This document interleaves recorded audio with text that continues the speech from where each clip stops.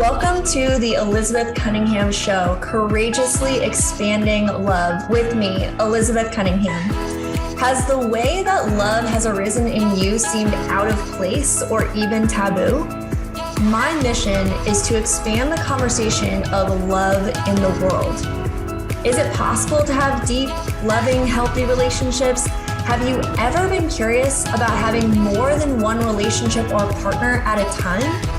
Get ready to transform in love, be courageous, and set yourself free. In this show, we talk about relationships, sex, love, and the ways we wish we could be, but never thought were possible. I shed light on things that are not always talked about with conversations about expanding love. The Elizabeth Cunningham Show starts now.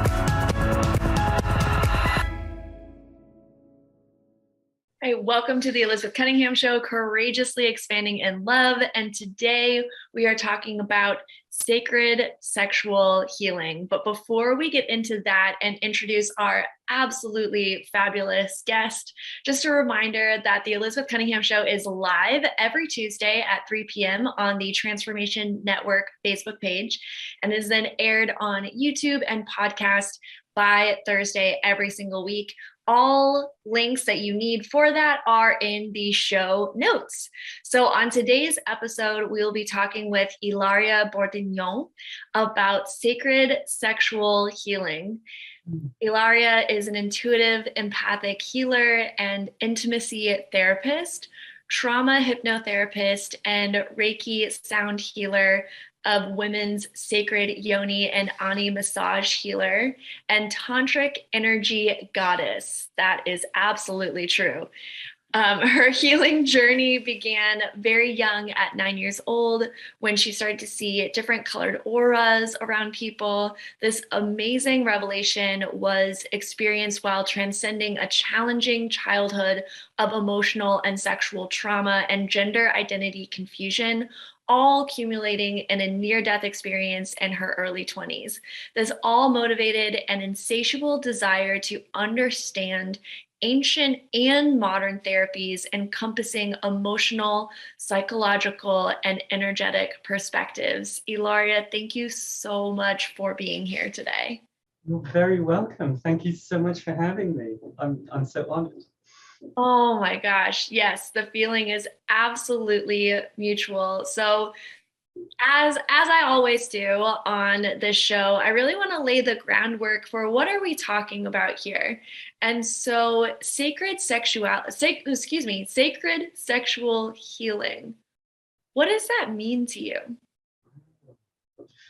Well, when we think about the pagan rituals that used to be, time past, sexuality was embraced as a healthy expression of spirituality. And it's only with the advent of modern Christianity, which all started at the Council of Nicaea back in ancient Rome with Emperor Constantine, who was really trying to just deal with these religious warring factions. And he basically said, all right, everybody come together. We'll have this big ass meeting and we're going to sort all this stuff out. And essentially they created Christianity at that meeting. And apparently a lot of the puritanical types were like, no, we don't want to have anything sexual. We want to get rid of these pagan things. So it was all lost. And where we are today is quite different, you know, where we're in a position where many religions, at least in the Western Hemisphere, tell us that abstaining from sexuality brings you closer to God. And I'm like, how's that working out? You know, when we hear all these stories in the news, I mean, come on. And when we say to ourselves, well, why did they get rid of it in the first place? Our soul inhabits our body. Our body is a temple. Our body has functions and needs. And why are we disconnecting those functions? Why are we disconnecting those needs? Why are we in what I like to call denialism of our true selves, you know? And spiritual sexuality, tantric sexuality is the re-embracement of saying, yes, we can have our sexual bodies, we can have our physical bodies, and we can be spiritual as well. I think that that's beautiful. And I really love the, you know, what I want to say is the recommitment of not denying that, yeah, we do have needs. And so talk to me a little bit more. You said denialism. So talk to me a little bit more about what is this sexual and emotional denialism that you're talking about? Well, when we have our modern society, I'm talking about the last, I'd say 7,500 years of American society. This doesn't happen in other societies. When you look at India, places like that, they embrace a lot of their sexuality. But here in the Western Hemisphere, we're conditioned not only by religions, but also by governments to conform, to be, to fit in almost a production line of society and just be this, the husband, the wife, the cat, the canary, the 3 children, it's the white picket fence. And we're told that that is what we're supposed to be. In other words, we're denying our true selves. I work with so many women who are in marriages that have their sacral chakra and their sexuality pretty much shut down. They don't even experience orgasm in their marriage with their husbands, who they are supposed to be the ultimate partner, the one that they are to be with the rest of their life. It almost sounds like a prison sentence of as we say, denialism. I am denying myself. I'm denying what I want. I'm denying what I truly love. I'm denying what I truly feel. And in essence, I'm giving that a compromise to kind of for materialistic gains, i.e. the marriage, the home, and so forth from a woman's perspective. The men don't seem to have a problem with this. Men's denialism is different than a woman's denialism. Men's denialism is more denying their emotional connection with their partners. For them, sex is sometimes can be just a release of the physical need to release, but there's not the element of true spiritual intimacy involved in the act of sex. And that can be because essentially they're disconnected from their sacral and root chakras and disconnected from Mother Earth energy, where a lot of women naturally are because we have the divine Yoni. So this is why women tend to be unhappy in the marriage, and the man is like, oh, I'm okay. I'm all right, Mm-hmm. Yeah, and I see what you mean by denialism looks different for men and women, especially inside of the context that you created, right? Where and that's what I see often with, like, what you said really resonates with me, because that's often what I see with my clients as well. Their remarks where they're stuck, their experience very much reflects what you just shared. And where women are like, I feel like I can't be myself. Like I can't, and men say that too. Men are like, I can't be myself, but it's in a very different way, where women can't be sexually expressed and men can't be emotionally expressed. And I want to, kind of point to this idea of gender, because this is something that's very unique in our current conversation in the world, where we are stepping away from this idea of binary gender. And you have a really unique perspective on that as someone who is transgender. And so can you talk a little bit more about you having that unique perspective and really like what that allows for you inside of how you help people heal? Well, in a nutshell, I know what women want to feel, and I know what men want to see. But let's expand upon that. So in my psychological studies of not just psyche, but also human anatomy, the fundamental physical differences between the female mind and the male mind are essentially focused on this thing called the hippocampus. Now, the male hippocampus, unfortunately, is really, really, really tiny. And it's no fault of man that is, I mean, maybe God could be blamed for this one, I don't know. But men can either think or feel. But they can't really squeeze both through that narrow hippocampus, which is the processing center of the brain. They can't do both at once. Women, on the other hand, have a very wide hippocampus. There, I get it on shot. And that's why we can think and feel at the same time. Now, there are benefits and pros and cons to both. The men can be very singularly minded and very determined. But it's a restriction to add the emotional construct to the masculine psyche when performing intellectual tasks. And that is also true in the bedroom. It's very hard for a man to express emotions, to temper and prolong the act of sexuality, because they can't process it in that time. Their mind is purely focused on the sexuality of the moment. And this is an inherent restriction in the act of coitus. Whereas the women, we can do this, and we're yearning for this emotional connection because it's part of the psyche, it's part of the sexual expression for us. And that also opens up the doors to spiritualism, because spiritualism, in essence, is a form of emotion. You feel love when you're connected with your higher power. When you're properly connected, it is a loving feeling. Mm. So when we have this, when clients approach me, there are ways in which men can catch up with women and embrace the prolonged act of sexual pleasure.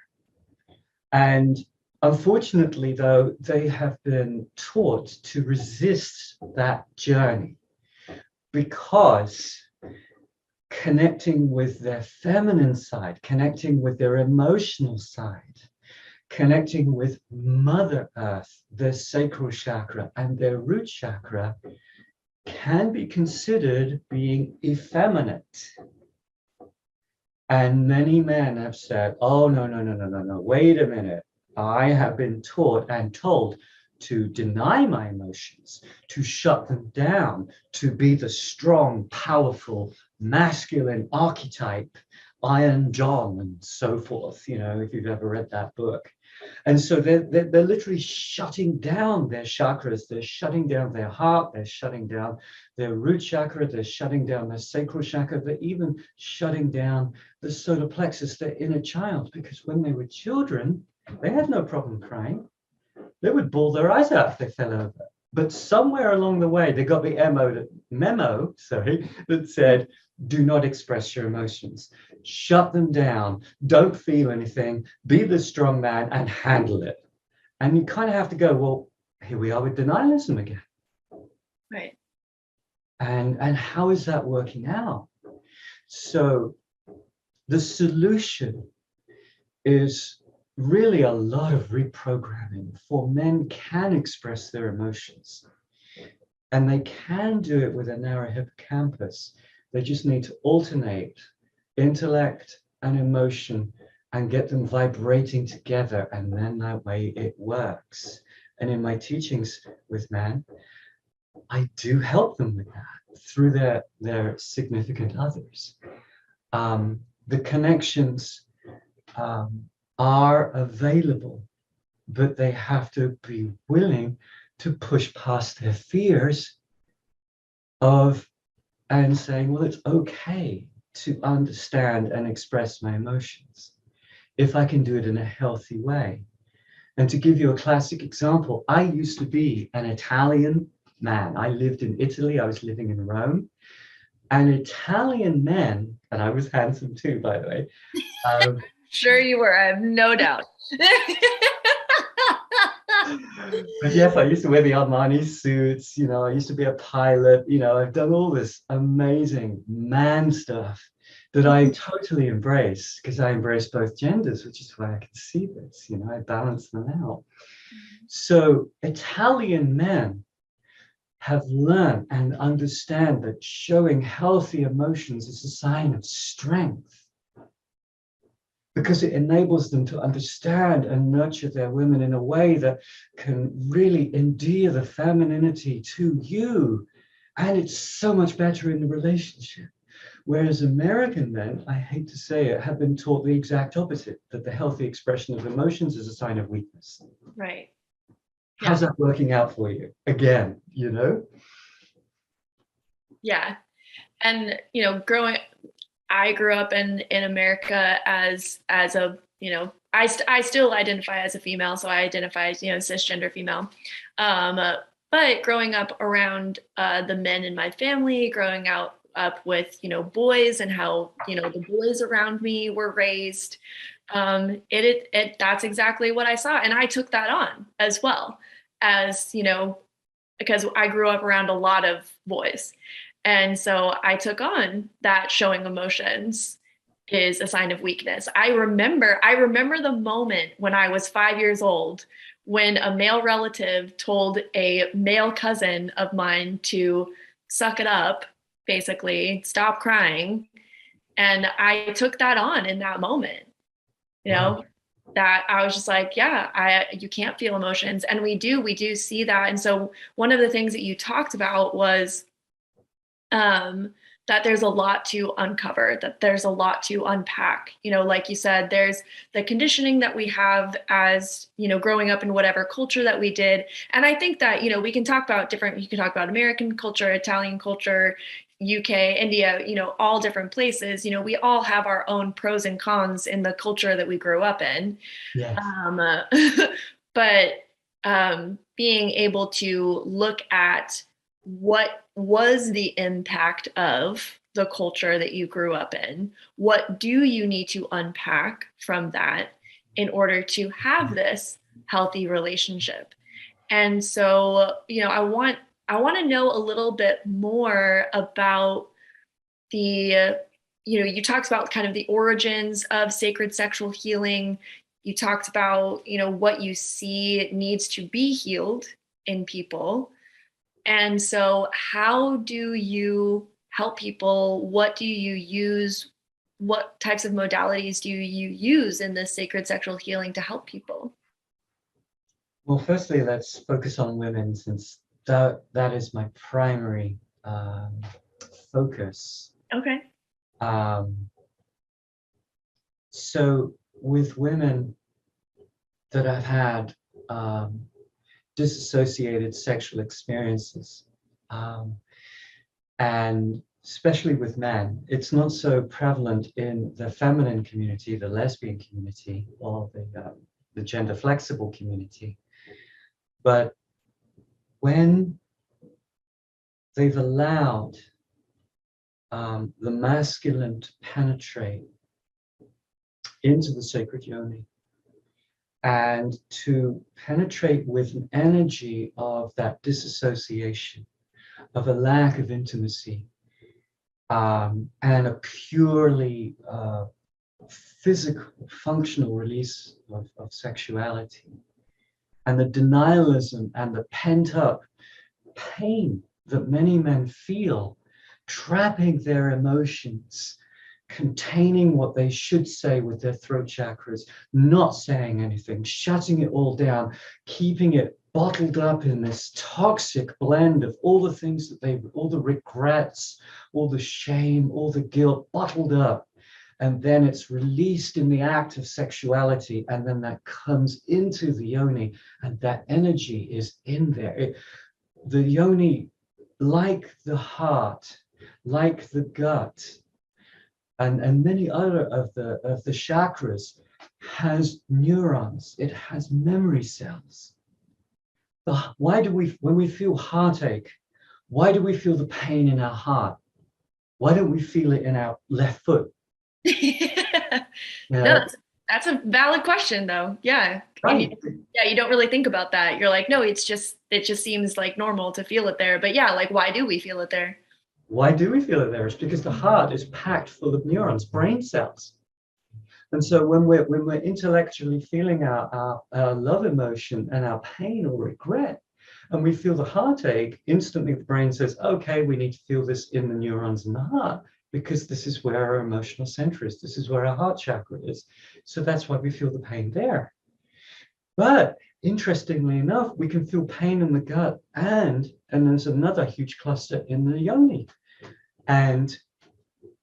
But interestingly enough, we don't feel the pain down there as much as we feel it in our heart.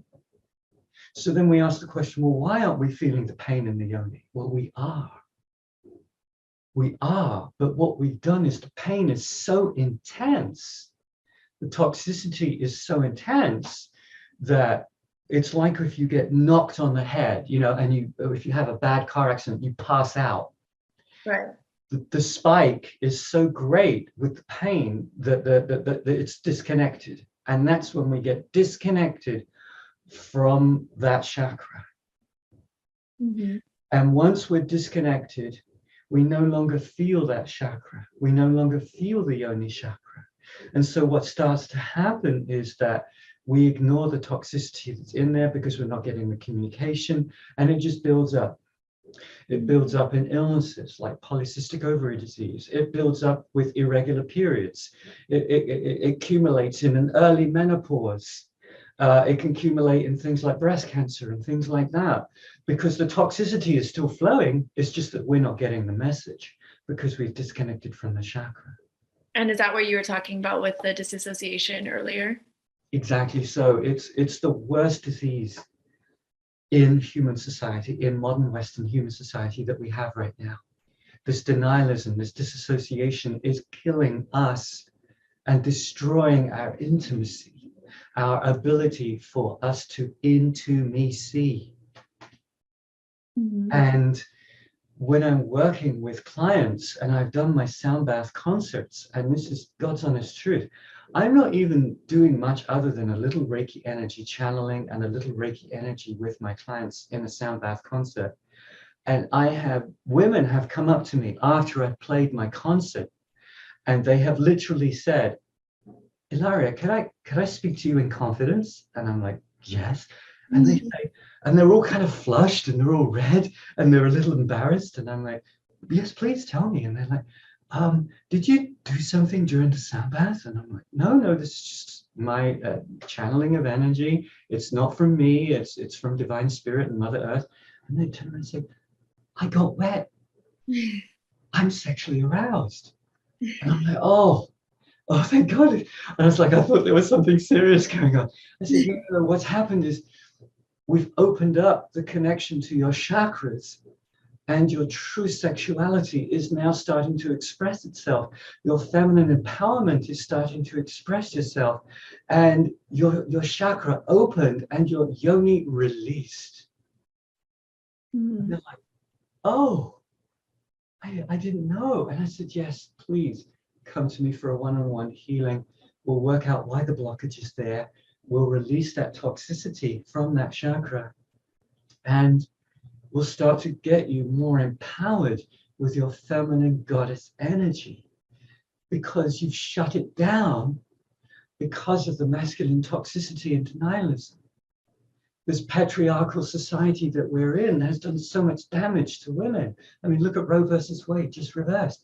Mm-hmm. They are so entrenched, the men are so entrenched in denialism that it's toxifying our own bodies as the feminine. So in the healing practices, we release together the blockages in the inner child, in the heart, and in the sacred yoni, and we connect with Mother Earth. We allow Mother Earth energy to flow in, and we become the empowered goddess that we should be. And then we exude that empowerment, which is also spiritual in nature, from the crown chakra, and seeing people's truth with our third eye chakra, and then speaking that truth into our relationships. And trust me, ladies, once you become the empowered goddess, the men in your life or the lovers in your life will just worship the ground you stand on, especially the men. They'll be like, oh my gosh, what have you done? You are exuding sexuality. You're exuding your empowerment. You look so amazing. Everyone's going to look at you differently, going, what is it about you? What have you done? You haven't done anything to your physical appearance. You're just glowing with that divine feminine sensuality and tantric energy and empowerment and confidence that is not cowering to the masculine toxicity. And instead, what you can do is you can embrace the masculine and say, hey, let's connect with your inner child. And so for the men out here that are listening, the first step in the healing process is to connect with your solar plexus, your inner child, because at one time you did express your emotions. And that is the key, that is the beginning of the journey to reconnecting with your emotions and letting them out. And trust me, it is not a weak thing. Women will love you for it once you start that journey. But that's kind of what I do with women. So, but we can talk about men too if you like. Well, we are going to take a quick break here. But I would love to talk about, when we get back, I would love to talk a little bit more. There were some things that you went over that I think that if you're not used to talking about like energy or like energy healing, that might be like, what are you actually talking about? And also, one of the things that you said was that this is like the biggest thing that's hurting ourselves, hurting our society right now. And that's a really big claim. And so I want to talk a little bit more about that as well. So we're going to dive even deeper when we get back from our break.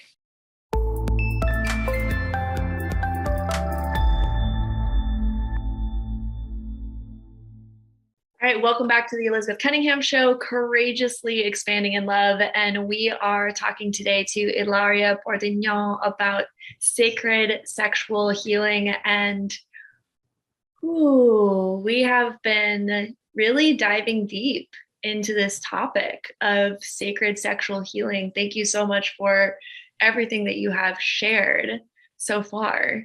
Cool. And yes, and one of the things that we were talking about before break is I want to talk a little bit more about like your chakras, because you've brought up your chakras a lot, and I know that not everyone is familiar with your chakra system. So maybe just explain a little bit about what that is.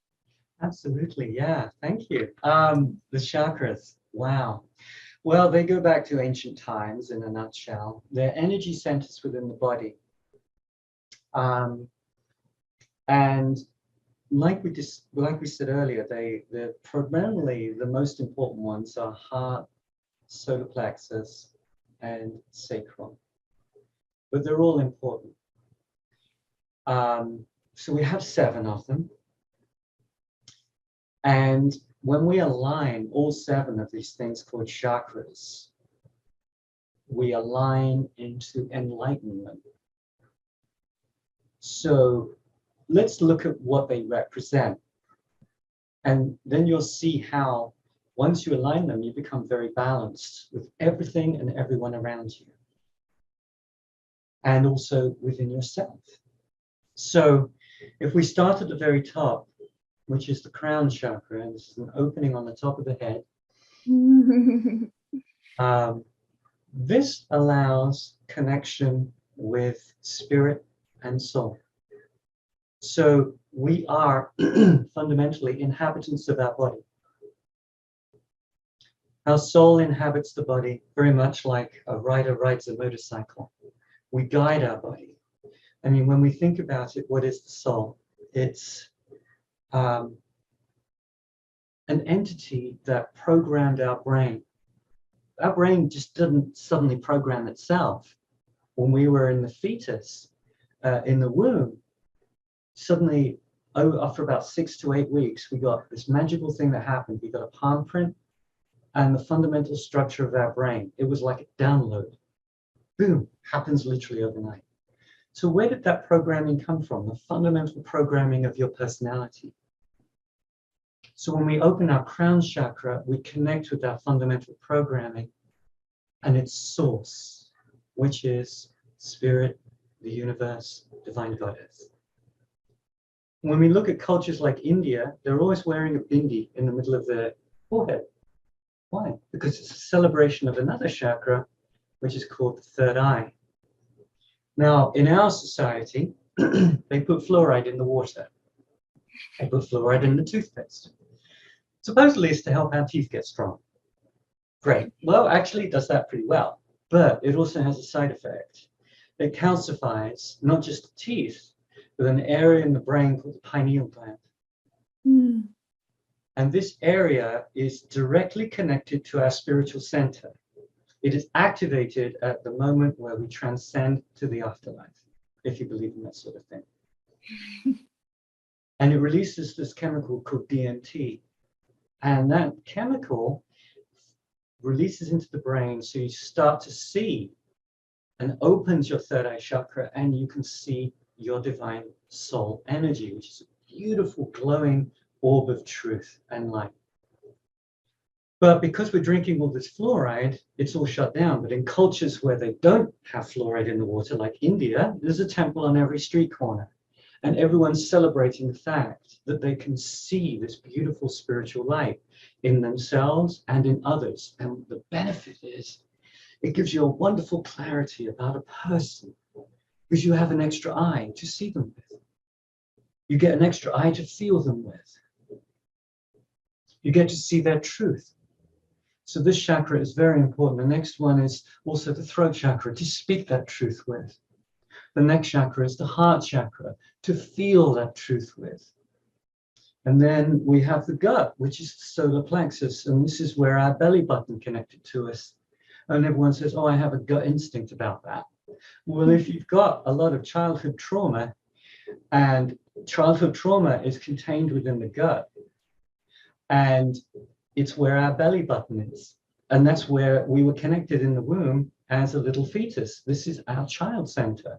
So if you've got a gut feeling about someone or something, and you've experienced some trauma in your childhood, you can't trust that gut because it's a trigger reaction. And you're like, why am I feeling like this around this person? I feel awful around this person. It could be because of the chakra not right. So this ties in with psychology. This ties in with spiritualism. This ties in with emotional truth. This ties in with so much psychology. And so chakras and psychology are intimately connected. The sacred yoni, the solar plexus, which is right here, which is the creative center of the female. Women are the creators of life. Men are the facilitators of life. Equally as important, but women do a lot more. I mean, we carry the baby for 9 moons, and then we raise it, we feed it, and we produce the milk. We're doing all this stuff. We are creating that life. Men, they could just do it and leave. They're done. They don't have to do any of that work, you know, if they so choose. And then, of course, the last chakra is the root chakra. And this one connects us to Mother Earth energy. Now, Mother Earth energy is basically our home. Our planet is our home, as much as our living room, like my office here, which we're in, is my home. Our planet is our home. Mm-hmm. And she produces oxygen for us, which we then breathe in. And when we breathe out, we give her the gift of life with our CO2, and we create a symbiotic, intimate connection with our planet. She gives us the gift of life that we breathe in, and we give her the gift of life that we breathe out. And so respecting and honoring our home is what a lot of people do. They have a nice tidy house. They look after their home. They want that nice mansion or that nice white picket fence, and you honor and cherish your home. But why don't we honor and cherish our extended home, which is our planet? Mm. It's because women are the home, traditionally women are the homemakers. Why? Because they're connected to their root chakra, to Mother Earth energy, which is a feminine energy, which many men seem to think makes them effeminate, which they must deny. Which is why the leaders on our planet are not connected to their root chakra and therefore are not respecting our environment. Because they're not respecting the divine femininity of the Mother Nature, Mother Earth. They don't call it Father Nature, they call it Mother Nature. It's like, duh, you got to embrace that energy, guys, So when you align all of these chakras, you have the wisdom of the spiritual wisdom coming in. You can speak your truth. You can understand people by feeling them. You can see them clearly. You can feel them clearly. And you can respect and honor your world better. That's what chakras and opening and aligning them can do for you. Thank you so much for that really incredible explanation. And I personally see, like, when you said, everything is aligned and everything kind of moves and works together. And if you have it all aligned, then you can see how everything, not just yourself, but how we all move and work together. And you can start to see what's not aligned with that.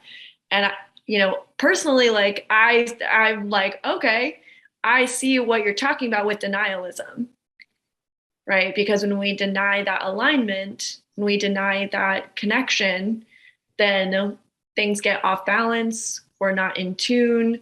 We see all of this toxicity that we're seeing. And then it leads to, as you said, you think that this is the biggest issue that we're facing right now. And I do want to go on break really quick, and we'll get back. And I just want to complete that thought around the importance of talking about this and the importance of healing these things. And then I want you to tell people how they can find you. Okay. All right, perfect. We'll go on break real quick.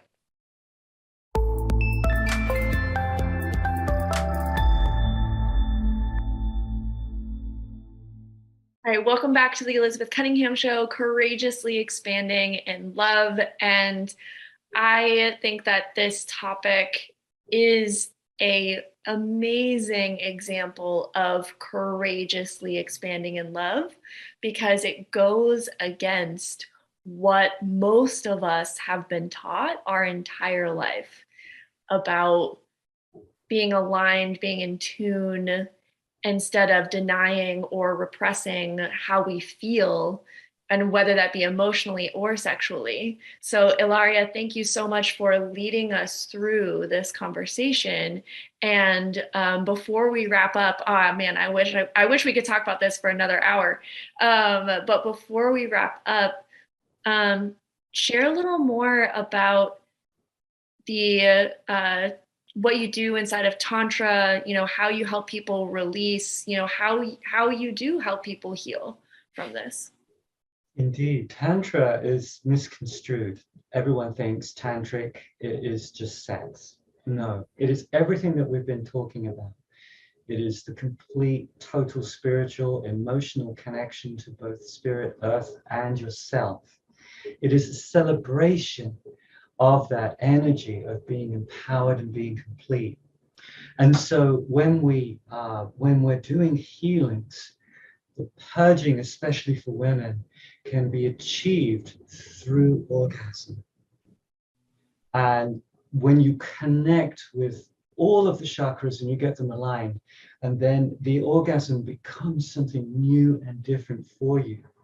It becomes an expression of all of the chakras, not just the sexual chakra, not just the sacral, but all of them. And what happens is the orgasm gets so much more pure, so much more pleasurable, lasts for so much longer. I mean, I've had orgasms that have lasted for almost a day. And as they increase in intensity, you almost have an out-of-body experience of exaltation of bliss that you've never experienced before. So when you purge these toxins away through chakra alignment and healing, you can achieve a much higher state of celebration, of sexual bliss. And it's not just a sexual expression, it is everything. And this feeling travels through you in every walk of your life. And this is what one can achieve, both men and women. And if we did that, we'd be so much happier. But yes, that's essentially the healing that I practice here in my temple. I mean, like, and who doesn't want, I know that Tantra is not just about sex, but also like, who doesn't want amazing orgasms, you know? And I have a friend of mine who's also a relationship coach, and he's like, you know what, whatever gets people through the door. If what gets you through the door is that you just want to have amazing orgasms, fantastic. But guess what you're going to get in the process? Absolute transformation of yourself, healing, releasing of, you know, toxins, uncovering all of those old stories, letting them go, all of it. But if what gets you in the door is, I want to have amazing orgasms, fantastic. Sign up, right? Why not?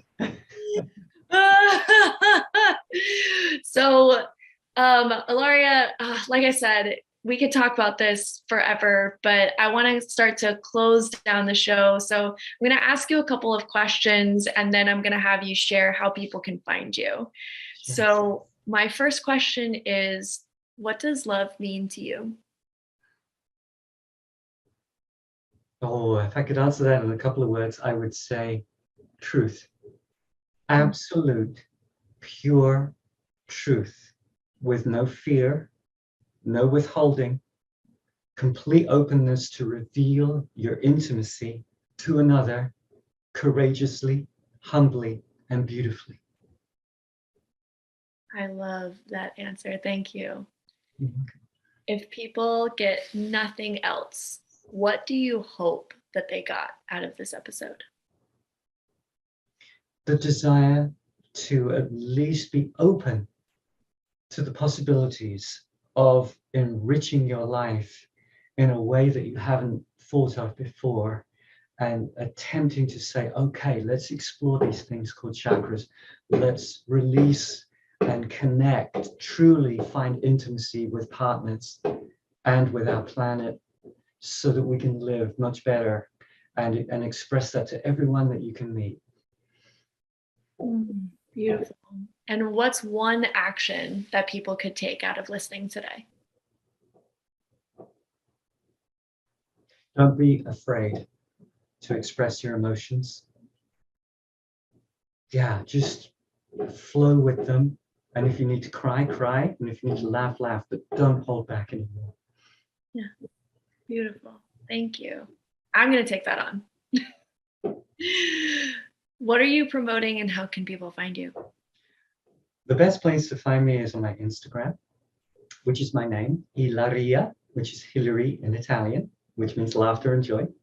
It's I-L-A-R-I-A, and then B, and then my surname, Bordignon. It's French Austrian kind of a name, but it's all good. It's proper Veneto. I'm a Venetian. But yeah, Instagram, iLaria B. Bordignon. I have a few websites, but they're in development. Who has time? You know, I'm too busy healing or working with people. It is the struggle of being a healer and an entrepreneur. It's just like, but I'm healing people, so I can't work on my business, but I need to work on my business so that I can heal more people. So true. No, absolutely. And all of those, your links will be in the show notes. So anybody who wants to reach out to Ilaria, who wants to know more about how she can help you, if you felt into this episode, if you feel, you know, that she is the person for you, please reach out to her. She is absolutely an incredible healer, as I hope that you got today. Ilaria, thank you so much for being on the show. And everyone who's listening. Thank you so much for listening. Thank you so much for watching. Remember to like, subscribe, turn on the notification. Don't miss anything. Don't miss anything inside of talking about love, sex, relationships. You know, in my humble opinion, this is really the most important thing that we could talk about. We're live every Tuesday at 3 p.m. on the Transformation Network Facebook page, and we air every Thursday on YouTube and podcast. All links are in the show notes. Until next time, my friends, keep loving. You have been listening to the Elizabeth Cunningham Show, courageously expanding love with me, Elizabeth Cunningham.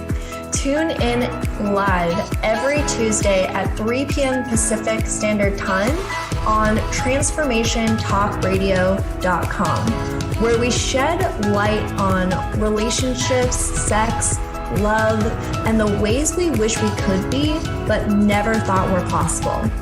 Learn to love yourself and create the relationships you want. Connect with me at elizabethannCunningham.com. That's elizabethannCunningham.com.